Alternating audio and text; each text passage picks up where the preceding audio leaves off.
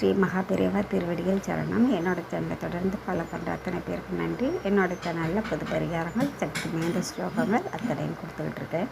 உங்களுக்கு ரொம்ப உபயோகமாக இருக்கும்னு நான் நம்புகிறேன். இந்த பதிவில் நாம் பார்க்க போகிறது, வாழ்க்கையில் உங்களை அழ வச்சவங்களை நீங்கள் திருப்பி அழ வைக்கிறதுக்கு இந்த ஒரு பொருள் போதும் அப்படின்னு சொல்லி நான் டைட்டில் கொடுத்துருக்கேங்க. உங்களுடைய வாழ்க்கையில் ஏதோ ஒரு காரணத்தினால உங்களுக்கு ரொம்பவும் பாதிப்பை கொடுத்த யாராக இருந்தாலும் சரிங்க, அவங்களால நீங்கள் பெரும் துன்பத்தை தான் அனுபவிச்சிருக்கீங்க. ஒரு சந்தோஷம் கூட எனக்கு கிடைக்கல, ஒரு நல்லது கூட நடக்கலை, கெட்டது மட்டும்தான் நடந்திருக்கு.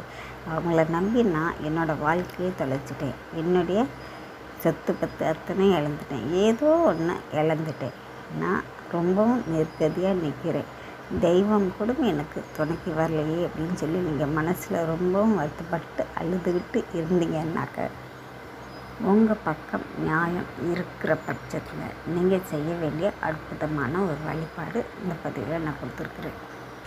உங்களை அழ வச்சவங்க, உங்களை அசிங்கப்படுத்தினவங்க, உங்களை அவமானப்படுத்தினவங்க, இந்த மாதிரி யாராக இருந்தாலும் சரிங்க, அவங்க உங்களுக்கு இனி தேவையே இல்லை. நியாயமாக நடந்தும் கூட நான் இப்படி ஏமாற்றுறது, நான் ரொம்ப கஷ்டப்பட்டுக்கிட்டு இருக்கிறேன், ஆனால் என்னையே ஏமாற்றினாங்க, கஷ்டப்படுத்தினாங்க, ரொம்பவும் சந்தோஷமாக அடுத்த வாழ்க்கையை அடுத்தவங்க குடும்பத்தை கெடுக்கிறதுக்காக என்ன வேலை செய்யணுமோ அதை செஞ்சுக்கிட்டு இருக்கிறாங்க அப்படின்னு நீங்கள் நினச்சிங்கன்னாக்கா, நீங்கள் உங்களுடைய குலதெய்வத்தை கெட்டியாக பிடிச்சிக்கோங்க. உங்களுடைய குலதெய்வ கோவில் பக்கத்தில் இல்லை அப்படிங்கிற பட்சத்தில் பக்கத்தில் இருக்கக்கூடிய முருகன் ஆலயம், அந்த ஆலயத்துக்கு தொடர்ந்து 48 நாளுங்க காலையில் குளித்து முடித்ததுக்கப்புறம் நீங்கள் தண்ணி கூட குடிக்க வேணாங்க, வெறும் வயிற்றோட ஒரு புள்ளிகள் இல்லாத ஒரு எலுமிச்சம்பழம் வாங்கிட்டு கோயிலுக்கு போங்க. கோயிலுக்கு போய் உங்களுக்கு அநீதி இழைச்சவங்க, உங்களை அழ வச்சவங்க, உங்கள் வாழ்க்கையை கெடுத்தவங்க நீ தான் பார்த்துக்கணும், அவங்களுக்கு தகுந்த தண்டனை கொடுக்கணும், நான் என் கண்ணால் நான் பார்க்கணும் அப்படின்னு சொல்லி மனசார வேண்டிக்கிட்டு அந்த எலுமிச்சம்பழத்தை நீங்கள் முருகன் கோவிலில் இருக்கக்கூடிய வேல், அந்த வேலில் குத்திட்டு அங்கேயே உட்காந்து மனசார வேண்டிட்டு நீங்கள் வாங்க. அதுக்கப்புறம் வந்து நீங்கள் எது வேணாலும் சாப்பிடலாம்.